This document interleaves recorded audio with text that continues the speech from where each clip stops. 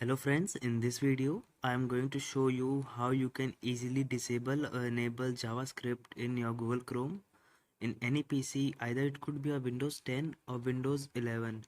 It is very easy to enable or disable JavaScript in your Google Chrome. For this, firstly you will open your Google Chrome. So let's begin.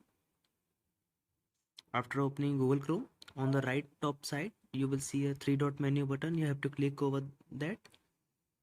After you click on it, on the below you will see setting option, then click on it. Then on the left side you will be able to see privacy and security option. Just click on it. After clicking on this option, you have to go down, move your cursor down, and you will see here clear browsing data, privacy guide, third party cookies, add privacy, security. Then at the below at last you will see site settings. You have to click on it. After clicking on it, on the below you will see an option JavaScript.